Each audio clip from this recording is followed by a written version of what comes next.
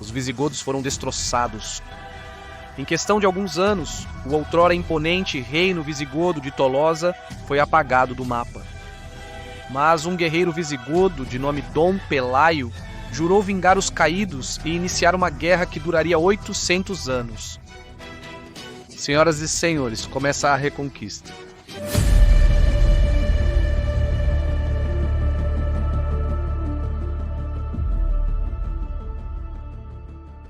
Os mouros haviam tomado quase toda a península, todo o reino visigodo, exceto o Anarbonense, de onde havia um último reduto visigodo que se recusava a cair perante o poder muçulmano. No entanto, essa resistência não demoraria a ser esmagada. Uma parte dos visigodos fugiu para Anarbonense, outra para o Reino Franco, outros para o norte, com a esperança de poder ter algum grau de liberdade entre as montanhas Astúrias e Cântabras, embora a verdade seja que a maioria simplesmente assumiu a derrota e aceitou o novo poder muçulmano. Quero destacar antes de continuar que como fonte principal vou usar os livros de Javier Esparza, que por sua vez obtém as informações das 3 crônicas de Afonso III e das crônicas árabes Al-Andalus e Al-Makari. Vamos continuar. Pelaio era membro da guarda pessoal de Dom Rodrigo, que lembramos, perdeu a vida na Batalha de Guadalete. Link para o vídeo acima. De fato, Pelaio era nobre, da linhagem dos reis Recesvinto e Xindasvinto. Lutou ao lado de seu rei contra os mouros e teve que fugir com um punhado de guerreiros para as terras asturianas. Lá em cima, um governador muçulmano, Munuza, se instalou, especificamente em Gijón. Musa, governador de toda a península, não agiu com piedade contra os cristãos e se dedicou a saquear terras e cidades e, acima de tudo, a destruir igrejas. Sua intenção era dominar os cristãos pelo medo, de forma que pagassem seus tributos sem reclamar. Também solicitou reféns das principais famílias visigodas e esses foram enviados para Córdoba. Entre esses reféns estava Dom Pelaio. Parece que a verdadeira razão pela qual especificamente Pelaio foi enviado para Córdoba era para que Munuza se casasse com a irmã do cristão. Ao descobrir, Pelaio fugiu da cidade e voltou para Astúrias o mais rápido possível. Sua alma rebelde havia se apoderado dele. Pouco depois, Musa é acusado de roubo e corrupção por Tarik, seu general, e é executado em Damasco. Durante algumas décadas haverá uma dança de nomes entre os muçulmanos por disputas internas, e já que para a história do reino de Astúrias não tem muita importância. Agora mesmo quem lidera os muçulmanos não vou nomear todos. No ano de 718, Pelaio foi eleito rei dos asturianos. O título é mais simbólico do que qualquer outra coisa, porque na verdade ele não tem nenhum reino. São um punhado de rebeldes que vivem nas montanhas. Pouco a pouco, seu grupo foi crescendo, pois guerreiros de toda a Cordilheira Norte começaram a se unir à sua revolta. Os cristãos começaram a lançar ataques através de guerrilhas, ao puro estilo de Viriato. Aqui em cima deixo o link para os vídeos de Viriato. Atacam os mouros nos caminhos e nos campos, metendo-lhes medo no corpo, de forma que as partidas mouras foram obrigadas a ser mais numerosas para evitar esses ataques. No ano 721, um novo governador chegou a Córdoba, a Anbaza, e decidiu dobrar os impostos aos cristãos e confiscar todos os bens dos judeus. Curioso isso último, pois os judeus ajudaram os muçulmanos a tomar diversas praças visigodas e os aclamaram como libertadores. Anbaza enviou uma força expedicionária sob o comando de Alcama para sufocar a rebelião. Claro, as tropas de Dom Pelaio, que de tropas tinham apenas o nome, não podiam enfrentar os muçulmanos em campo aberto e se refugiaram em Covadonga. Lá Pelaio encontrou um eremita que lhe deu uma cruz e disse que esse seria o símbolo da vitória. Pelaio pegou a cruz e a transformou no símbolo de sua rebelião, no símbolo do reino de Astúrias. Seus homens se posicionaram nas bordas dos caminhos, sobre as colinas que flanqueavam um desfiladeiro, prontos para atacar os mouros que cruzassem. Os números das forças mouras não excedem 10.000 efetivos, mas poderiam ser muito menos. Infelizmente não se sabe. As tropas cristãs não somariam mais de 100 ou 200 homens. Temos então os cristãos mal armados e famintos, tentando defender Covadonga das tropas muçulmanas, o melhor exército daquele momento. Como ocorre nesses casos, os muçulmanos subestimaram os rebeldes. Eles se internaram nas montanhas de Covadonga por passagens estreitas, cercados a todo momento por encostas muito íngremes. Eles não sabiam, mas acima deles estavam os cristãos armados com arcos e flechas. Os cristãos haviam preparado cuidadosamente a emboscada. À frente, eles haviam bloqueado o caminho com troncos e pedras, de forma que os mouros tivessem que se ocupar em remover os obstáculos para seguir. Enquanto isso, na retaguarda, eles haviam preparado árvores meio cortadas e grandes rochas para serem lançadas e bloquear a saída. A coluna moura chegou aos obstáculos da vanguarda e imediatamente as tropas receberam ordens para limpar o caminho. O resto da coluna começou a se alterar. Nenhum soldado achava graça estar em território inimigo, em um desfiladeiro como aquele, e com o caminho bloqueado. Esse pressentimento estava certo. Pelaio lançou seu grito de batalha e os cristãos abriram fogo. Dezenas e dezenas de projéteis caíram sobre a cabeça da coluna inimiga.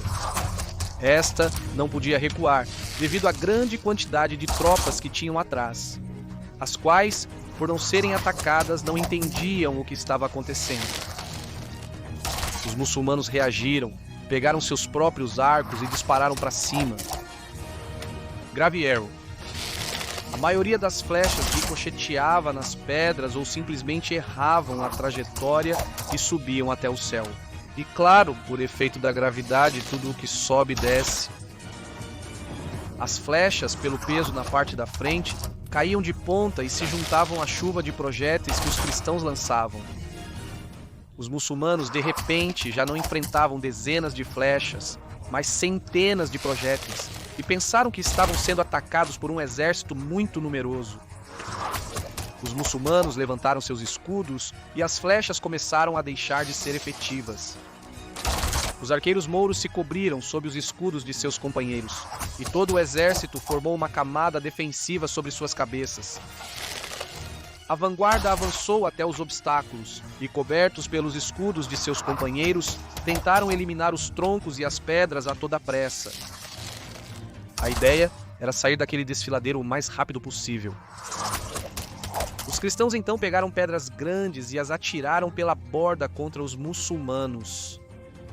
Graças à gravidade, essas pedras pulverizavam os escudos inimigos e esmagavam seus portadores. Os escudos não serviam para nada. Sua única possibilidade de sobrevivência era escapar da armadilha. Os muçulmanos perderam a moral, deram meia volta e começaram a empurrar as tropas que vinham atrás.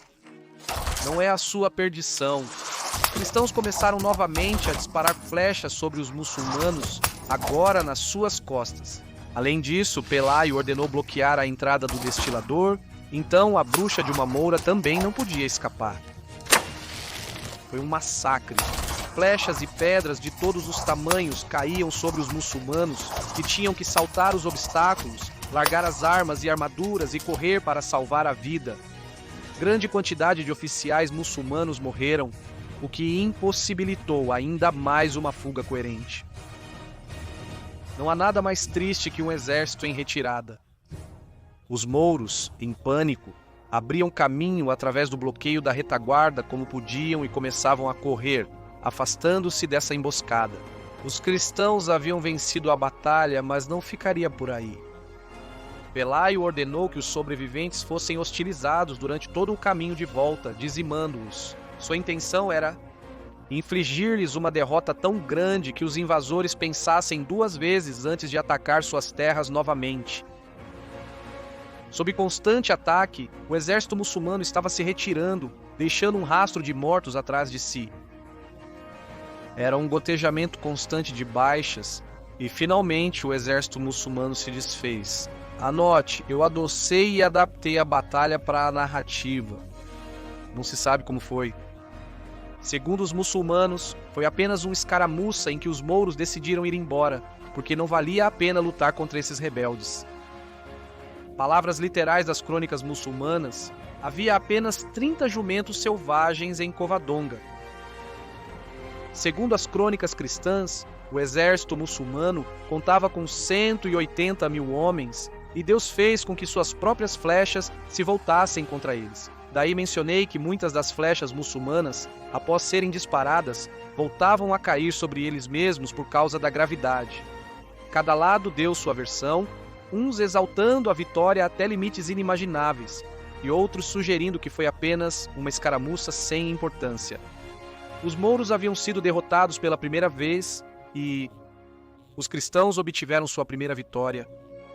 E foi essa vitória que legitimou Dom Pelaio como rei do reino de Astúrias. O governador muçulmano Monusa foi forçado a fugir do norte após esta derrota, e Pelaio se instalou em Cangas de Onís.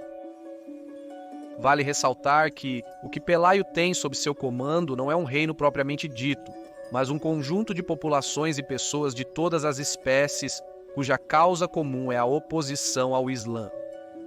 Sim, o reino de Astúrias nasceu, mas ainda falta muito para se tornar um reino como o típico reino medieval que todos temos em mente. O fato é que os muçulmanos abandonaram essa área e decidiram se concentrar em invadir os francos e em algum momento tomar Roma, ícone do Ocidente. O reino de Astúrias teria a possibilidade de se desenvolver e traçar alianças sem o assédio muçulmano. Os muçulmanos tomaram toda a Narbonense, provocando que grandes colônias de refugiados cristãos fugissem para a atual Toulouse, antiga capital do reino visigodo. Os mouros decidiram que deveriam continuar empurrando. Tentaram conquistar o sul da atual França, mas foram derrotados pelo duque Odão de Aquitânia no ano de 721 na Batalha de Tolosa. Por enquanto, o avanço muçulmano na Europa havia parado. E o que aconteceu a leste do reino de Astúrias? Bem, temos os bascos que se levantaram em armas em 723 e os aragoneses que se levantaram em 724.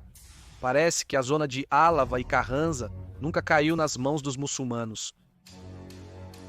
É verdade que Musa havia derrotado os bascos, mas assim como se levantaram contra os visigodos de forma contínua, não seria diferente com os muçulmanos. A oeste temos a Galícia, que ao contrário dos bascos, possui uma estrutura administrativa muito mais consolidada e extensa, o que fez com que seus habitantes pudessem ser governados pela nova potência de forma muito mais controlada e eficiente. Embora, como veremos, a Galícia terá um papel fundamental durante a Reconquista. A questão é que a Galícia havia estado ocupada pelos suevos durante 2 séculos. Por isso, de alguma forma, tinham uma espécie de sentimento de unidade entre eles, algo que faltava aos bascos, que eram um conjunto de tribos montanhesas. Infelizmente, pouco se sabe dos anos seguintes do reino de Astúrias, mas é conhecida a grande derrota que os muçulmanos sofreram em sua tentativa de invadir a Gália. A Batalha de Tours ou Poitiers ficaria gravada a fogo em suas memórias. Eu planejo narrar esta batalha, deixarei aqui em cima quando estiver pronta. Se vocês virem que em um prazo de 2 meses não está, é porque eu esqueci, por favor, me lembrem nos comentários. No ano de 737, Dom Pelaio morreu por causas naturais e foi sucedido por seu filho Fabila, o primeiro herdeiro do reino de Astúrias. Mas infelizmente, 2 anos depois, ele morreu lutando contra um urso perto de Cangas de Onís. O novo herdeiro do trono de Astúrias herdou um reino e um objetivo: retomar terras conquistadas pelos mouros. O velho sonho de Alarico de ter um reino godo se transformou em ter um reino cristão que abrangesse toda a península.